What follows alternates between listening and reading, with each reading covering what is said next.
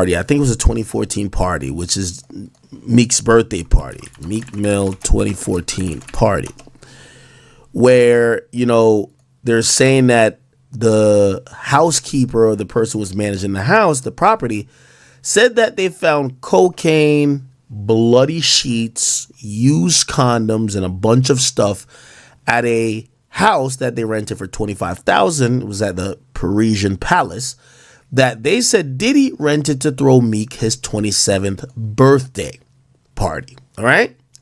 Now, that kind of heightened the rumors of people saying, well, shit, maybe Meek Mill was up in there scrambling and scraping. Who knows?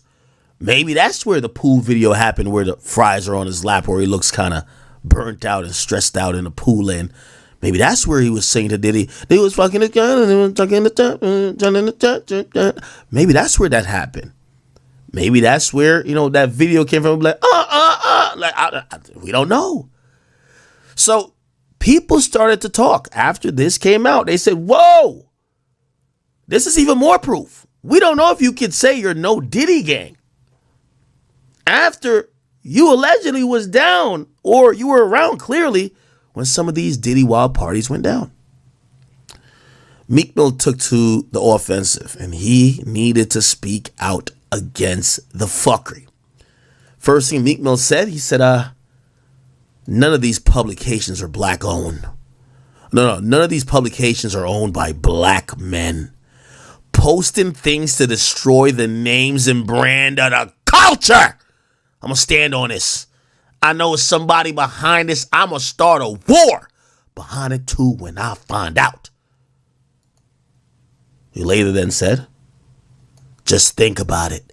You're waking up to a bunch of non-black-owned publication posting major lies about me. Where all the PR people? Where all the PR people go that was around me? Wait, is that like a rhetorical question? Where all the PR people go that was around me? Everybody see what's going on. I'm not going to be quiet. It was war on black men. When I see Page 6 post something, it gives me a bad vibe. Meek Mill, often surrounded by controversy, now finds himself entangled in one of the most intense scandals of his career. With shocking allegations against Sean Diddy Combs and an explosive audio recording making waves online, Meek insists this is nothing more than a calculated smear campaign. Let's unravel the layers of this unfolding drama and uncover the truth behind the chaos. I know how these things work, like what just happened with Mike Tyson. Show his ass out. Get him beat by a young white kid. Come on. It's a mockery, I'm telling you. Then he continued. Why nobody looking at the fact? Wait, hold on. Let me pause. Why nobody looking at the fact of who we consuming this news from? I went to ChatGPT. Yo, Meek is hilarious. Meek's answer to all of this bullshit is going to ChatGPT. He says, I went to ChatGPT. You know what's so crazy? He's complaining that the outlets that's reporting the shit about him are white owned. Who the hell you think made ChatGPT? A black man? So it's like saying, yo, I'm still going to the white owned outlets to give me information about the other white outlets that's talking shit about me, but I'm just going to blame it on a white what? He says, I went to ChatGPT. None of these people are even Americans and close to the black party. These weak ass stories, this wasn't even Puff Party. It's nothing to be quiet about if you're smart. So he goes on to show this is about the party in question. And you know what's so funny? Meek just goes to Google and typed in Meek Mill birthday party 2014. At least we get to see how Meek Mill tweets and Googles. Okay. All right. And then this is him at Chat GPT. Like, I ain't gonna lie to you. Like, I'm almost like impressed. Like, I'm wondering how Meek could sound this stupid when he's using Chat GPT and all these other things that are probably saying, hey, listen, let us think for you because you're too stupid. Anyway, Chat GPT tells him Page 6 is owned by this. Here we go. Yo, look how Meek like, who owns Daily Mail? Yo, you know what's so crazy? Meek Mill using Chat GPT like he's solving a Rubik's Cube, like he's like solving cancer, like he's finding a cure, like he's doing some. The controversial recording, which many believe to be either AI generated or heavily edited, allegedly implicates Meek Mill in behavior he vehemently denies, calling it bizarre and entirely out of character. Social media erupted instantly, with accusations and mockery pouring into Meek's notifications. One comment went viral. So you're real quiet now. Was that really you in the audio? Getting your cheeks clapped. You're a victim, bro. Rise up. The harsh words sparked a frenzy, but Meek wasn't about to let the ridicule go unanswered. Bad case, he was already getting sued by a lot of people. A dude named Lil Rod hit Diddy with a lawsuit and said he saw all kinds of crazy things while he was working for Diddy. Lil Rod's lawsuit brought up a lot of wild situations Diddy was in, but one of the craziest things was Lil Rod talking about Diddy allegedly hooking up Meek Mill and Usher. Meek Mill and Usher's names weren't in the paperwork because they were redacted, but everyone was able to figure out who Lil Rod was talking about from the jump. In the paperwork, Lil Rod said that Diddy was hooking up with a Philadelphia rapper who dated Nicki Minaj and an R&B singer who performed at the Super Bowl and had a successful Vegas residency. Look, Mr. Combs informed Mr. Jones that he had engaged in sexual intercourse with rapper. 5, that's redacted. Look, 5, he's a Philadelphia rapper who dated Nicki Minaj. R&B singer. 6, redacted. Look, he performed at the Super Bowl and had a successful Vegas residency. Meek Mill is the only Philly rapper who has a history with Nicki Minaj, so fans immediately knew that he was the one who allegedly hooked up with Diddy. DJ Academics read the paperwork on his live stream, and that's when Meek Mill started ranting about the situation on Twitter. Meek Mill clapped back at Academics and said that he can't wait to see him in person.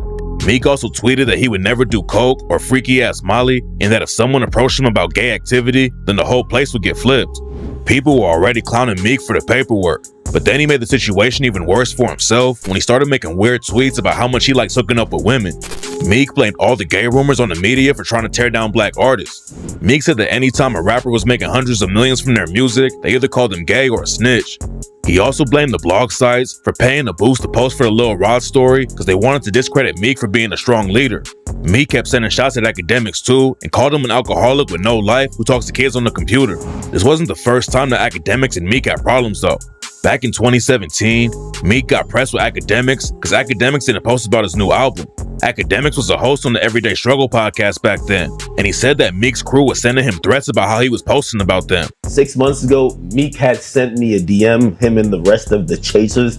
They gave me a little digital jump in. I like one. They said, listen, either post us this way or don't post us at all, right? Next thing I'm seeing, they were like threatening me. When I see him, I'm gonna give him a wedgie, I'm gonna slap him. I'm like, oh shit, I think I'm posting him wrong, so I stopped posting him. Then in 2020, Meek Mill said that Academics is canceled because he makes money off of beef that gets people killed and never gives back to the culture. Academics clowned Meek for talking tough on Twitter, so Meek responded and said he was putting a green light on Academics. Academics clapped back and said that he's not gonna let Meek bully him and send death threats, so he sent the green light message to the cops. I'm just trying to tell you that, bro, like, I'm just not into being bullied. So if you got like some tough nigga shit that you have to do, keep it that way. Just stop snitching on yourself. Stop telling the world you're... Meek Mill took to X, formerly known as Twitter, to voice his outrage over the situation. Sharing a screen recording of his flooded notifications, he accused bots and orchestrated campaigns of fueling the sudden wave of attacks. According to Meek, this wasn't random hate but a calculated effort to silence and discredit him. They've manipulated these devices so badly, he wrote, adding cryptically, I'm not with. Who is them? Right now, like, when you say green lighting, I send that to the police. I'm gonna be honest with you. The beef cooled off after 21 Savage stepped in and helped him squash it. But Meek went right back to sending death threats after Academics started talking about the Lil Rod paperwork. Meek also claimed that the whole thing was a conspiracy theory in the rap game to try and hold him down. Academics sent another shot and said nobody in the industry cares about Meek Mill's career because he already fell off. And after Meek's new EP came out, Academics clowned him for barely running up 100 album streams on Spotify. Meek was getting so heated about Academics, he started talking about pulling up to Academics' crib and said he would die to shut Academics down. Academics sent more shots back about Meek being a slave to billionaires like Michael Rubin and Robert Kraft. Then Meek cooled off and said that the governor of Philly called him about the situation. Meek has done a lot of work for prison reform after he got caught up in the case back in the day. People respect what Meek's been doing with that, but Meek still gets clowned for talking tough on Twitter and working with the government at the same time. After the Lil Rod paperwork came out, old videos of Meek started going viral.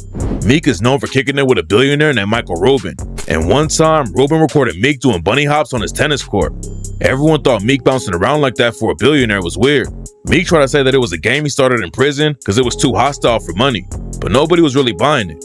Michael Rubin is famous for hosting a white party every year with a bunch of rappers and other celebrities and business people.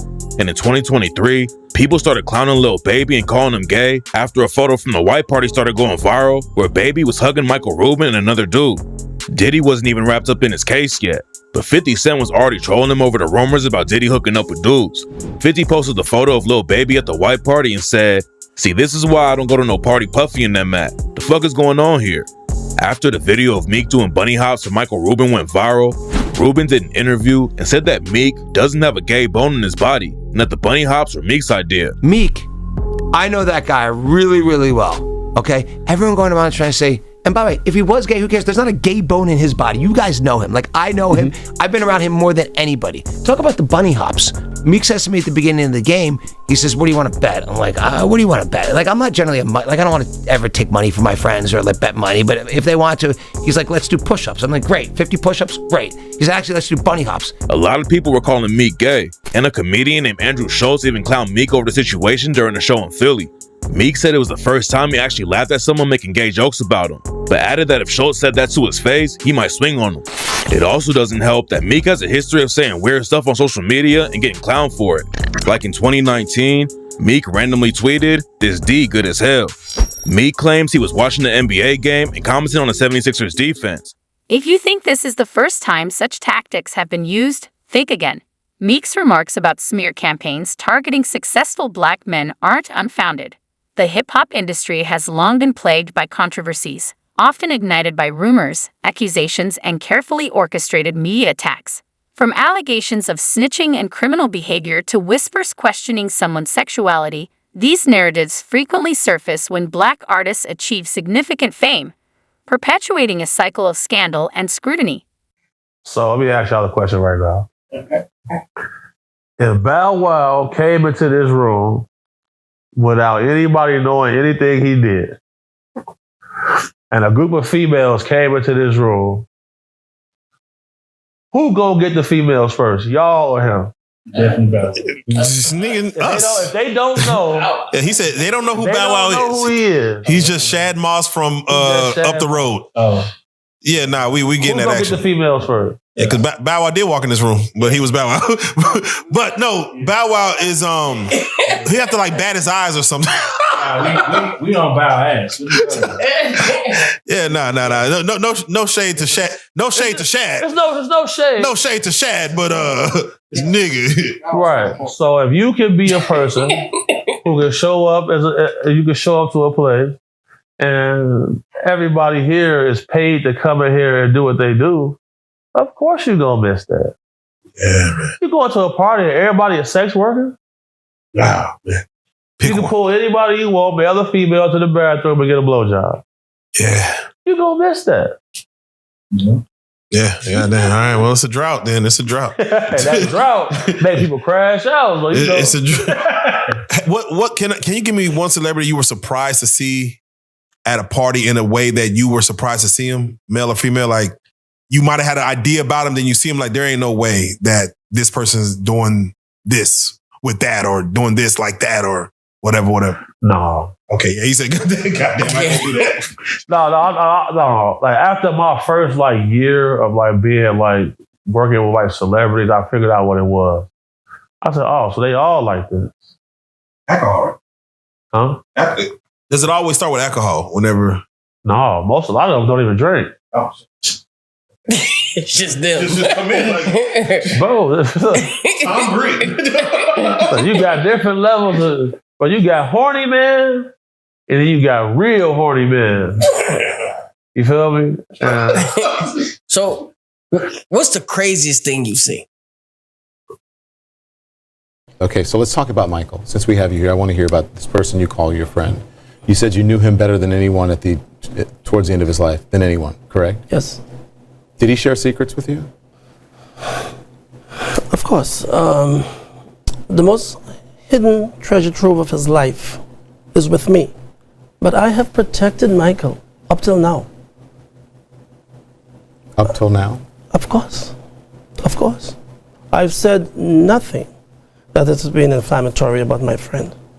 I protected Michael. You see, when I had a meeting at the house with AEG officials, and they pointed to Michael, the guy who could not pay me for months after taking care of him. And they said that he could not pay for the popsicle his daughters were using, the toilet paper that they were using to wipe their private areas, that he was penniless. I was shocked. As it was that time when Michael came to me trembling and trying to get me away from the AG official, who was Randy Phillips. I was shocked out of state. I should have just picked my bags up and leave had I been looking for money. But it wasn't money. It was about the love of Michael. I have suffered a lot. There's no doubt about it. But I don't hate Michael. Michael did not do me wrong. He did not want this to happen to me. Whatever happened to Michael when I was not there,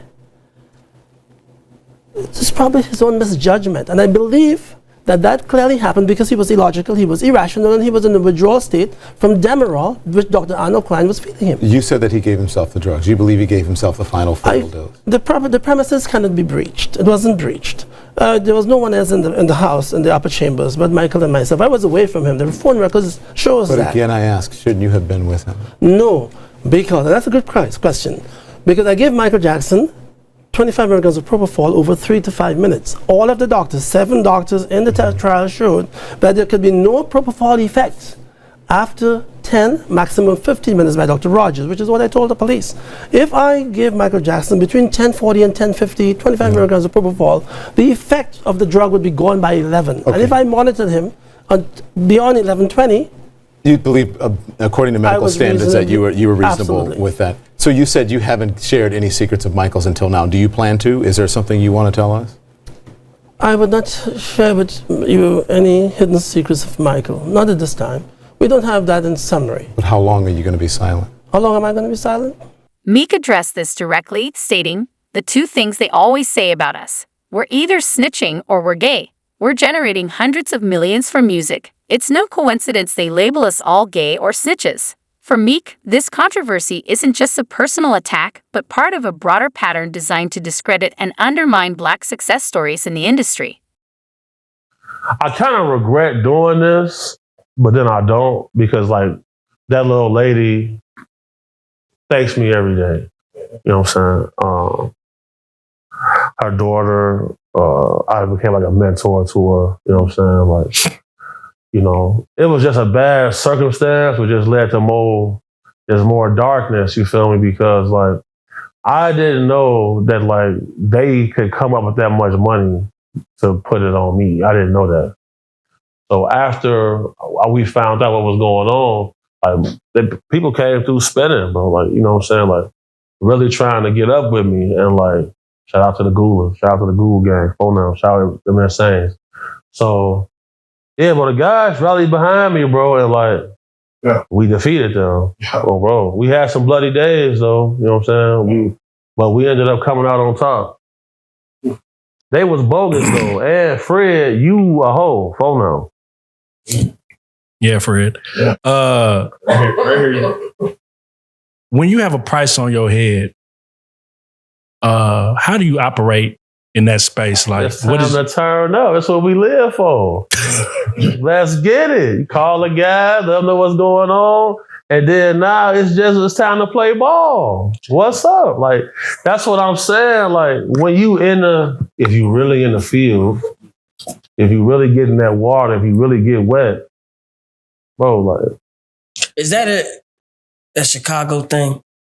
Yeah, bro, I ain't gonna lie. My city, our head's fucked up. Yeah, that's what I'm saying. Like, Yeah, because if I go to other cities and states, like, niggas own that, but they own that, but they don't identify with that. Yeah, You feel me? yeah. It's like, okay, we'll get on that with you, yeah, but we came to kick it. right, You feel me? We don't even really want you to know that we into this. right. Where we come from, oh yeah. Everybody on that.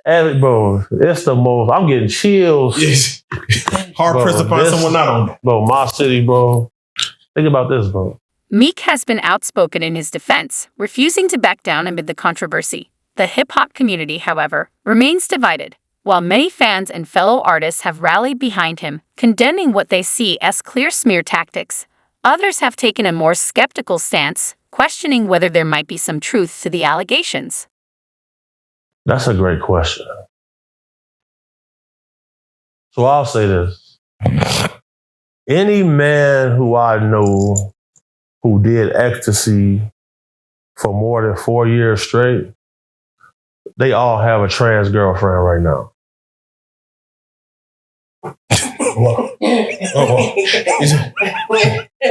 They all got what? Any man who done that I knew personally who did ecstasy more than 4 years straight have a trans girlfriend right now. And you know, you live in a false sense of reality when you always high. When he got arrested with a drug called Tunchi, which is a mixture of ecstasy and cocaine. Yes. Now, you know, cocaine can cause impotence. Ecstasy counteracts that. So you're taking a combination of drugs and you got arrested with it while you under indictment. It's just, you can't make it up. Can't make this up. Let me ask you, because the pink cocaine was found in Liam Payne's One Direction system, and they felt like he, you know, accidentally fell off the roof of his hotel, but you know, boy or girl. But it's like almost too many cases. What are your thoughts when you hear underage in Diddy in the same sentence of any type of contact? People said the same thing about R. Kelly. You know, they said that there's no way it turned out to be true. What I've learned is, like the most, I've been to Billionaires Row. Like the most wealthiest guys I ever met have strange quirks, I would say. Like some of the richest dudes I know, you know, they like being tied up and things along those lines. And there are 150,000 unaccounted for children that cross the border every year that are unaccounted for. There is a certain level of darkness that comes with levels of high wealth, because Rook just asked me right now that I think that he could rape somebody. You know, these are people who are not used to being told no. And like, I know a gentleman who has a yacht, right? The yacht probably costs like $200 million. And there's an entire staff that stays on this yacht. They stay for 6 months. The other staff come for the next 6 months. So if you got enough money, you can buy a person. You can buy their time. So that's the level of what's going on. Speaking of, we're gonna jump around this interview a lot, so we're gonna come back to things. But let's just stay with R. Kelly. You came up in Chicago. Yes, sir. You actually went to school with the victim that was on that tape? Yeah, at Providence St. Mel. Oh man. Yeah. So, for what you know, because back in 2003, I think his case, he got acquitted in 2008, is because there was no victim. Right. From your knowledge of what you feel, why was the victim not coming forward in that scenario? Money. No, so we're talking about the 13-year-old girl on the camera? 14, man. Come on, man. Come on, don't do it. Don't do them like that. That's 13-year-old. People gotta understand something. I grew up around this guy. Yeah. My uncle is his personal pastor. Oh, so He just perverted. Y'all trying to get me in it? Yeah. Okay, we good. We can talk about that. I can talk about that, bro. Because I got an opinion on that too. Like, Okay, well, yeah. What's your opinion on? I mean, like, bro, he fucked up. He did a lot of bad shit. You know what I'm saying? He did a lot of bad shit, but I guarantee you. Everybody keeps saying bad shit, but they only talking about freaky shit. Are we talking about freaky shit or we talking about criminal shit? That's what I'm confused Criminal about. and freaky shit. Oh, he did some criminal shit. Okay, I ain't heard nothing about the criminal shit. I done heard all type of shit, man. But it'll be allegations like you gonna hear, you know, about shit. But is Diddy just that gangster to where niggas wasn't even trying to fuck? Cause bro, if you look at the history, we talking about a nigga that's accused of killing Pac, accused of killing Biggie, accused of shooting the club up that Shine was in. That nigga done got away with a lot of wild shit, bro. If we talking about, he shot that lady in the face. He shot the lady in the face, bro, and didn't do no time. Like she said she. There's a nigga out there that's done did the same exact shit that Diddy did, and he's still doing it though. But he ain't popular like Diddy. It's just Diddy, like, you know what I'm saying? Like, bro, look, why? Tell me why all the people who really got some money is saying like, man, look, for real, like. A lot of the people out here with some money doing the same shit, but I'm gonna let y'all have it. Like, you know what I'm saying? But that nigga was next level though. He was next level. But for real, think about it though. Why you think they like, I'm gonna let y'all have it, but like, but you know what? Can't even really speak on it, but it's they doing the same shit over there, but y'all so focused over here, they going crazy over here. Y'all don't even know. Yeah. Like, man, come on, bro. I'm gonna bring it's the truth, bro. They talking about it's some minors involved, bro. That's where it gets fucked up. Of course. That's where it gets fucked up. Bro, that's not even where it get fucked. It's been fucked up. Like, you know what I'm saying? That's not where it get fucked up. You don't even know how far it really went. Well, really don't. You know what I'm saying? So let me hear you. When you start seeing, right, we starting to see bodyguards. We got Jaguar Wright speaking on shit. When you hear these stories about just the industry as a whole, you know, do you believe any of this shit? Do you feel like some of it's cap? Do you feel like some of it's real?